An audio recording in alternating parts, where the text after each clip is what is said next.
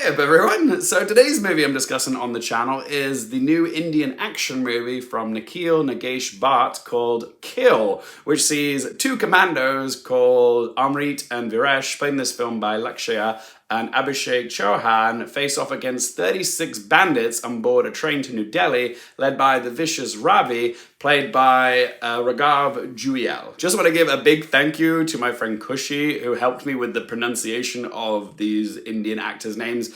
I still feel like I might have butchered them up slightly, so if I have mispronounced them, I do apologize. But yeah, a big thank you to my friend Kushi. I love you, darling. So yeah, with Kill, it's a very simple, straightforward, good guys versus bad guys on a moving train, and the good guys are vastly outnumbered, okay? The good guy to bad guy ratio is like 1 to 18, and also the stakes are very high for Amrit because his love, Talika, who's played by Tanya, Maniktala, and her family are also on board the train, so he has to try and protect her and her family. So yeah, the stakes are very high for him. It's nothing groundbreaking in terms of plot. We've seen plenty of movies set on board trains like Train to Busan or Under Siege 2 or more recently Bullet Train, but there's also elements of John Wick and The Raid thrown into here to freshen up the formula. I saw this movie a few days ago and I had a pretty good time with it. I don't think it reaches greatness, but it was a propulsive, white-knuckled action movie that for the most did keep me engaged. This is first and foremost an action movie, but it's an action movie with a lot of emotion because this film really does take its time to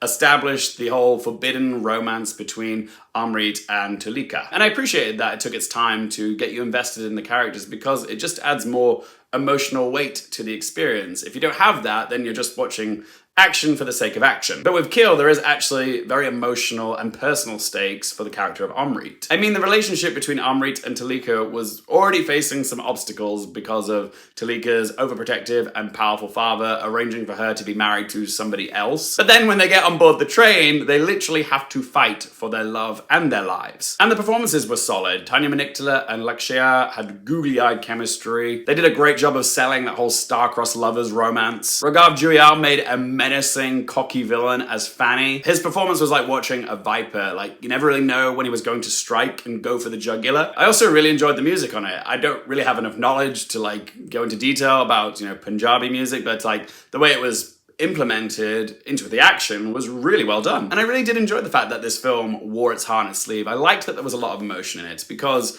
a lot of action movies, they're trying to be like very stoic and very cool. Whereas this, there was so much at stake. There was so much like fear and anxiety and, heartbreak as well. And not just from the good guys, like even the bad guys in this, like when they start losing brothers and family members who are all part of this gang of 36, they all know each other, they're friends or related or whatnot. Like you feel their pain, okay? Like they are wailing and feeling sorrow and despair when they lose certain members of their group to the good guys, because they've been killed. You don't often see that, seeing action movies taking time to show the bad guys grieving, or like having a human emotional moment of grief, seeing a fallen comrade. It's very rare to see that in action movies, and that just gives the film just a little something extra, It kind of fleshes out the bad guys, if you will, It gives them dimension. Because a lot of those side characters in action movies are often nameless goons who are just there to be killed by the good guys. But in Kill,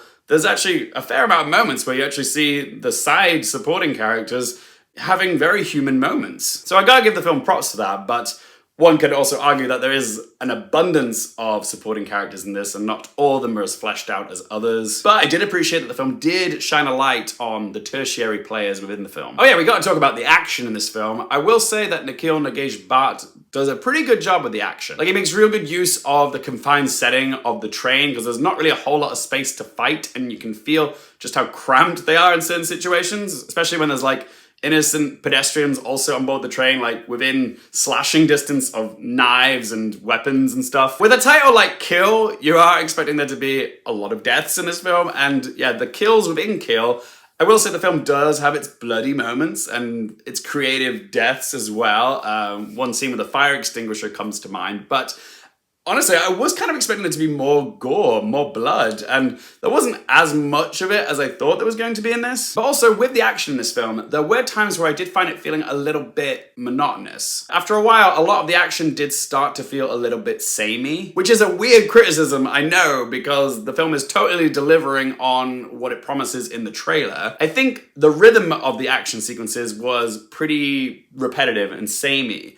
And I think you kind of need the rhythm to like have its ups and downs. It needs peaks and valleys, you know, for the audience to breathe. So it kind of felt a little bit one note to me in places. Also, another criticism I had of this film is that there is one scene involving a fiery death. And sadly, the CGI fire in this scene looks a bit dodge. It's the same issue that RRR had with, you know, CGI fire just looking very noticeably fake, which is a shame because the rest of the film looks really good, but you've got this one sore thumb of a sequence where there's some very cheap looking visual effects on display. And I think this is just a personal taste issue of mine, but there was a lot of very melodramatic dialogue in this, and I get it, you know, it's there to, you know, sell the romance between the two love interests. The cheesy dialogue and also the very like Ed Sheeran guitar strings like playing as they're like, you know, locking eyes on each other, it's very corny. And I love corn and I love cheese, but yeah, this was ladling it on very thick. Also, there were a few instances where the editing was a little bit choppy. Like, you could just tell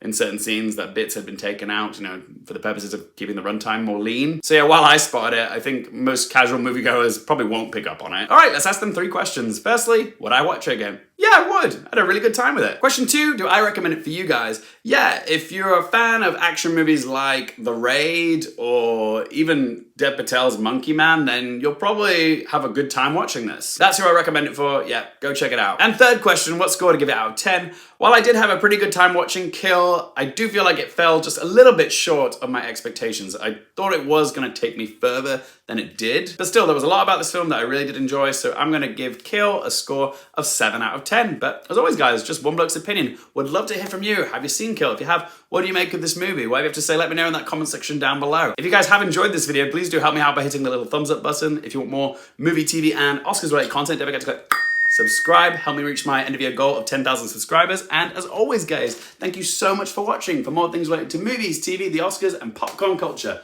I'm Luke Hearfield, and I'll see you next time.